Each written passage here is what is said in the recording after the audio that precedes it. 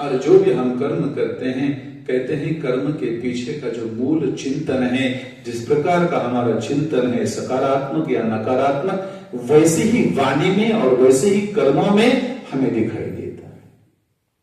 ये बाह्य रूप है, और ये बाह्य रूप से अंतर जो मुख्य रूप है वो बड़ा ही गहरा होता है और वो शक्तिशाली होता है। इसलिए बाहरी तौर से की हुई चोट वो भर सकती है, परंतु अंतर आत्मा में लगी चोट कभी नहीं भर सकती। शब्दों का तीर जब चल जाता है, किसी के हृदय को जब टच हो जाता है ना, तो वो बड़ा गहरा होता है। इसलिए किसी को थप्पड़ मारे तो चलेगा, मगर शब्द की वाणी बड़ी कटु होती है, और उससे भी गहरा जो कर्म फल है वो मन से होता है। जिसको हमने मन के बारे में, किसी के बारे में यदि गलत चिंतन किया है, तो वो अवसाद के रूप में हमारे पास है, वो चिंता के रूप में हमारे पास है। अब कहते हैं चिंता चिता एक समान। चिता केवल भौतिक शरीर को जलाती है, जो दृश्यमान शरीर है। चिंता, हाँ जी, स्वयं को अंदर से जीते जी जलाती है। तो चिंता अच्छी है या चिता अच्छी है?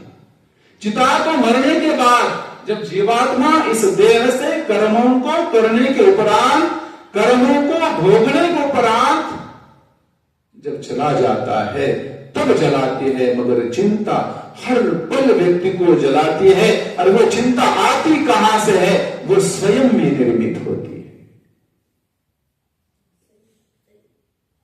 इसलिए भगवान कहते हैं योगस्था कुरु कर्माणि संगम त्यक्त्वा धनंजय।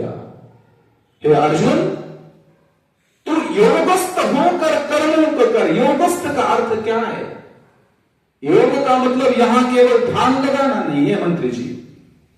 योगस्थ का अर्थ है समत्व का अर्थ भाव लेकर, समानता का भाव लेकर। समत्वम योग उच्यते सिद्धि सिद्धियों समो भूत्वा। यदि सिद्धि हो जाए, असिद्धि हो जाए, तो हमारे भाव में कोई परिवर्तन न हो, हम एक स्थिति में रहे, हमारे अंदर कोई परिवर्तन न हो। जो स्थिरता है वो स्थिरता बनी रहे, उसमें विचलन न हो। यदि हम विचलित हो जाते हैं तो इसका मतलब है कि हम में कोई कमी है, हमारे चिंतन में कोई तो कोई कमी है। यदि किसी और के कारण मैं परेशान हूं, किसी और के कारण मुझ में क्रोध आ जाए, किसी और के कारण मुझ में लोभ आ जाए, ये मेरी में कमी है, दूसरों में नहीं। मैं एकांत में यदि बैठा हूं और वहां कुछ पैसे पड़े हैं, यदि मैं पैसे उठाऊं तो मेरा दोष है, पैसे का दोष नहीं है, वो तो जड़ है। तो मुझ में यदि दोष है तो मुझ में अपने आप को टटोलना होगा कि नहीं, मैं क्या कर रहा हूं, मेरे मूल स्वभाव को मुझे जानना होगा, जीवात्मा के मूल स्वभाव को जानना होगा कि मैं कर क्या रहा हूं, मेरा उद्देश्य क्या है। क्वाहम कुतो हम कस्त्वा हम, मैं कौन हूं, कहां से आया हूं, मुझे करना क्या है, मुझे जाना कहां है। ये जब तक हमारा चिंतन सतत सतत नहीं होता, तब तक हम वो परम तत्व तक नहीं जा सकते। जिसने स्वयं को नहीं जाना वो दूसरों को कैसे जान सकता है? जिसने स्वयं को जाना हो सकता है वो दूसरों को जान सके, हो सकता है। ये कोई निश्चित नहीं कि मैं जानूंगी, क्योंकि हम इतने अल्पज्ञ हैं। जीवात्मा की शक्ति सामर्थ्य क्या है? न्यून है। हम अल्पज्ञ हैं, सर्वज्ञ नहीं है। केवल परमात्मा सर्वज्ञ है। सर्वज्ञ परमात्मा होने से परमात्मा मुझको भी जानता है, परमात्मा आपको भी जानता है। संसार का कोई प्राणी यह नहीं कह सकता कि मैं आपको जानता हूं। अंदाजा जरूर लगा सकते हैं अनुभवों के कारण। इसलिए कहते योगस्था कुरु कर्माणि संगम त्यक्त्वा धनंजय। और यदि किसी के साथ यदि हमारा संग हो जाता है, संग का मतलब है आसक्ति हो जाती है, तो कहते हैं संगा संजायते कामः। संग से क्या होता है, काम की निर्मित होती है। काम का अर्थ इच्छा शक्ति बढ़ जाती है। किसी के साथ यदि आसक्ति हो जाती है तो उससे मिलन की बात हो जाती है, और वो जो मिलन की बात या आसक्ति की बात आ जाती है, कहते हैं कि ध्यायतो विषयान् पुंसः संगस्तेषु उपजायते संगा संजायते काम कामात् क्रोधो विजायते। क्रोध की निर्मित होती है, और क्रोधात् भवति सम्मोह, सम्मोहात् स्मृति विभ्रमा, स्मृति वनशात् बुद्धिनाश, बुद्धिनाशात् प्रणश।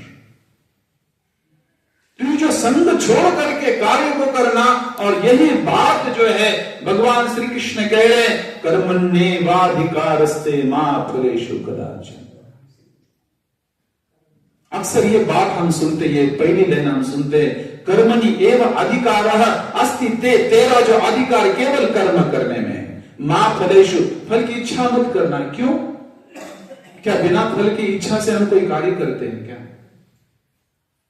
विरोधाभास नहीं है यहां, है ना भाई? मोक्ष को भी प्राप्त करना है तो भी तो इच्छा है। भोजन करने की इच्छा है तभी ना हम भोजन पकाते हैं। प्रवचन करना है तो मुझे कम से कम 4-5 घंटे तो पढ़ना पड़ा होगा, 10 घंटे पढ़ना पड़ा होगा, 2-3 बार में बैठा होगा, चिंतन किया होगा मुझे क्या बोलना है। क्या ये फल की अपेक्षा नहीं है क्या? तात्पर्य क्या है? तात्पर्य है कि चिंता नहीं करनी है, फल तो मिलने ही वाला है। यदि मैंने किसी से अच्छी बात करी है तो मुझे क्यों चिंता है कि वो मुझसे अच्छी बात करे? वो तो अच्छी बात आएगी ही आएगी। और यदि मैंने बुरी बात करी है तो बिना पूछे सामने से मुझे क्या आएगी? बुरी बात आएगी, गाली। मैं मुस्कुराऊंगा तो सामने वाला अपने आप मुस्कुराएगा। मैं आंखें दिखाऊंगा, सामने वाला अपने आप आंखें दिखाएगा। वहां मुझे पूछने की जरूरत नहीं कि तो ऐसा कर। तो कर्मण्येवाधिकारस्ते मा फलेषु कर, मां कर्म फल हेतु हु। ये बात यहां आ गई कि कर्म की चिंता मत कर। माते संगस्तु अकर्मणि, हे जीवात्मा, हे मनुष्य, तेरा संग कभी भी अकर्म के साथ ना हो, कर्म के साथ रहना। क्योंकि उद्यमेन ही सिद्ध्यन्ति कार्य नीन मनोरथ नहीं सुप्तस्य सिंहस्य प्रविशन्ति मुखे मृगा। केवल चिंतन से कार्य की सिद्धि नहीं होती।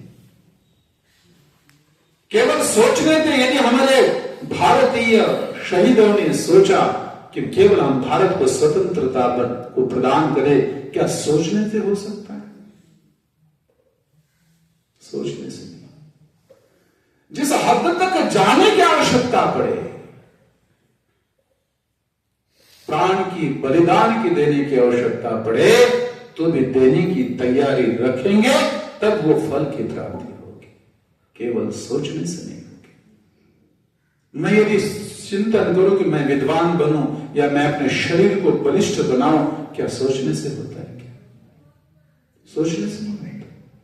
सोचना वो मूड है, उसका मूर्त स्वरूप देना ये जीवात्मा का काम।